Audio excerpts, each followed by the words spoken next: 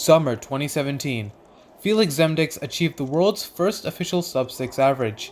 This historic feat was among the most legendary moments of cubing history. This average opened the door for the most talented, the most determined, and the fastest cubers among us. Currently, there are 50 sub-6 averages. Due to improvements in hardware, increased speed cubing popularity, and greater access to cubing content, more and more cubers are achieving sub-6.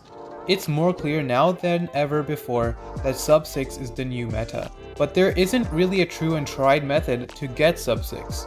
There's a clear path to improvement all the way until sub-10, and there are a ton of high quality videos that go over this path, but after sub-10, there isn't just one way to improve. Rather, there are a battery of ways. This video series will serve as a guide on improvement past sub-10. Each video will focus on a fundamental of advanced 3x3 speed solving, analyzing the techniques and strategies used by the best cubers in the world. And in the final episode, we're going to analyze how the 4 best cubers in the world use these techniques in their solves. This video is simply an introduction to this concept. I've been planning this series for months, and it feels really good to kick this off. Our first solver that we're going to be analyzing is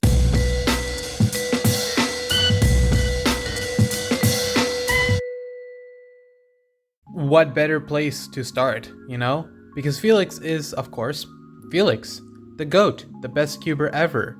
In the last 7 years, he improved his 597 average to a 553, and despite not being as dominant as before, he gets sub-6 averages. He is almost a perfect example of a sub-6 cuber. Solid turning, solid efficiency, solid last layers, solid everything, color neutrality, you know, everything you really need to get sub-6 is exemplified in his solves. And yet there are 2 concepts that he uses in his solves more than anybody else that set him apart and truly makes his solves special. And that's what I wanted to examine today. The first technique is OLS. Here are 4 examples from within his solves. First, we have this last slot OLL case. Now something Felix does is that he doesn't just recognize the last slot F2L case and then recognize OLL. He recognizes them as one step.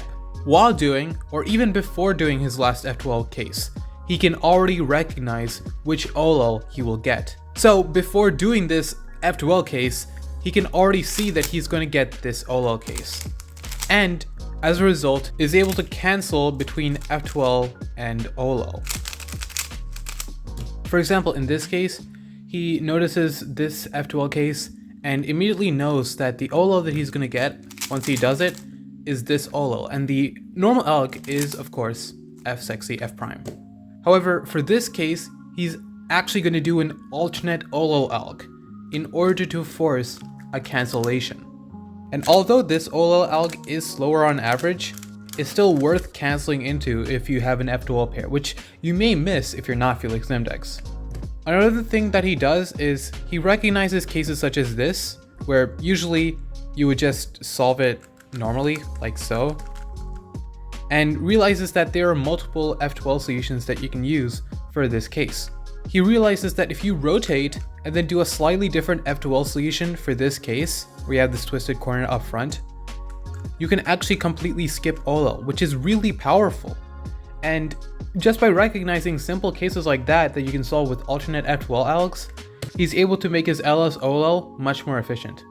Finally, he can recognize very easy to recognize cases for LS OLL such as this, where you have this triple sexy case and you have this case where it kind of looks like a fish, almost like this OLL.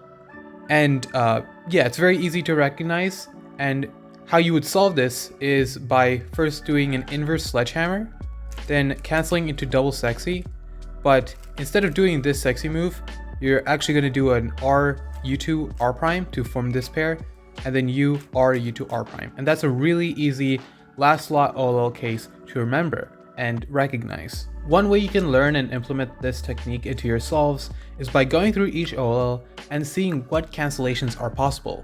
So for example, with this OLL case, the main algorithm starts with a sexy move, taking out this pair. I can recognize this LS OLL case by looking at this bar over here, this edge, center, and corner pattern, and this not bar over here, and this not bar over here. By noticing all these details about this OLOS case, I can recognize that the best way to insert this pair would not be with a normal insert, but instead to sledge and cancel into FruRoof. And that would actually solve OLO as well as the last slot. Another alg for this OLO case is by taking out this pair like so, and then inserting it like so. And that's a really weird algorithm for this case, but it does give us a very nice OLS case that we can memorize because we have this very recognizable 3 block and this very recognizable lightning shape over here. And by using all these details, we can very easily recognize this case if we get from this angle, rotate, and then insert it like so. And that's very easy to do. With this technique, there's not really an algorithm set to learn or anything like that. And the same will be true with a lot of sub 6 techniques that I will be teaching throughout this series. You'll be able to find these things out just through experimentation. The second technique that Felix uses a lot of is keyhole multi-slotting. Now keyhole is actually very powerful because say I wanted to solve this F2L case. With regular F2L, I would do something like this or something really dumb, really inefficient that I don't actually have to be doing. With keyhole, all I have to do is a D and then insert this edge just in any way, and then another D prime. The thing about keyhole multi-slotting though, that makes it very powerful is that there are 3 different ways that you can insert any given edge or any given corner when doing keyhole multi-slotting. So for example, with this case, I can insert this with a U, or a U2, or a U prime. Now you might be thinking, why does that matter, right? What difference does that make whether I insert it with a U or U prime? The difference that it makes is that it affects the surrounding F2L pieces in slightly different ways. One of these F2L solutions that I showed you is a wrong solution, because if I insert this with a U, that would mean that I would take this corner and put it into the bottom, which is really bad for F2L because I mean now I have 3 of my 4 remaining F2L pieces just trapped in like a slot. Instead, if I inserted this with a U2, then that would break up these 2 F2L pieces as well as keeping this F2L piece in the top.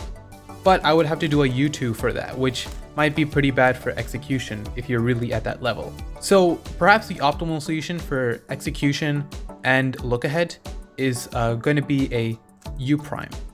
This is also really good for look ahead because I can do a U and have the rest of F2L in the front, which I can then solve just normally.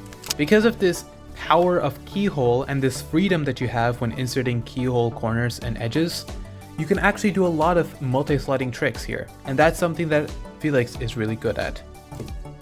For example, here he's going to keyhole multi-slot this edge into here, but he has a couple of ways of doing this. You can either do a U prime, a U2, or a U. Now there is really only one good solution for this, of course, and that's just by doing a U, because we get this free pair. If he wasn't really thinking about efficiency here, he likely would have done a U or U prime or U2 instead of the correct solution there. Now here, there's a bit of a less obvious choice here. For example, most people would be drawn to this free pair and then this continuation, which is really efficient in its own right. But if you have to choose between a free pair and a keyhole, you might actually want to choose the keyhole because it actually gives you a lot more options for the rest of F2L. For example, here we can either insert with a U prime, a U, or a U2. And of these 3, this one's probably the worst because we have 2 pretty bad F2L cases. This one's probably the second worst because this puts a corner in the bottom, which is really bad. But this one is probably the best because we get a free pair from it, and when we insert this free pair, we get a second free pair, like that. So it actually leads to pretty much 3 free pairs in F2L, which is really nice. So during your solves, if you ever come across a very nice keyhole case, take a moment to think about this, right? Transition maybe into a slow solve, see what's the best way to insert this. For example, here, this edge is first of all not oriented, so I have to do a rotation in order to solve it. But instead of doing a rotation, I could just do a U-wide in order to avoid that rotation. Then I can insert this using the 3 methods. So first method is by doing this, which is not great. It leads to a pretty poorly oriented F2L corner. The next method is by doing this, which it's fine, you know, but it's not the best, right? Because the best option is by inserting it like this, which leaves you with a free pair. In terms of execution, Felix uses wide D and U moves, as well as R, U, L spam during F2L most of the time. He rarely uses F moves to avoid rotations. He would much rather just do 2 rotations during an F2L pair instead of doing like some weird F move stuff. Aside from sledgehammers, that is. These choices lead to a turning style that is much more resilient against lockups than most, which he is able to use to get 10 to 11 TPS solves most of the time, with very pauseless F2L. So now this is the sort of analysis that I'll be doing in my tutorial series. This video was a bit topicless. It more just aimed to teach you 2 very simple techniques that Felix uses, but the next few videos will have a very specific topic that will be broken down by analyzing the solves of specific solvers. Thank you guys for watching. Make sure to like, share, and subscribe. This video is sponsored by the 3x3 Solvers Discord. Are you tired of not being able to find cubers in real life? Maybe there's like one in your school or something and they're way worse than you. Racing against them is no fun at all. Introducing the 3x3 Solvers Discord. Meet and talk to all sorts of cubers, such as fast cubers, temporally challenged cubers, sprint event mains, big cube mains, and all-rounders. Be part of one of the most close-knit online communities out there. Get access to behind-the-scenes material for my videos, as well as upcoming projects being made by the 3x3 Solvers team. Join today by clicking the link down in the description. I said join today by clicking the link down in the description. Favorite t-shirt reveal at 750 members. To rise from the ashes.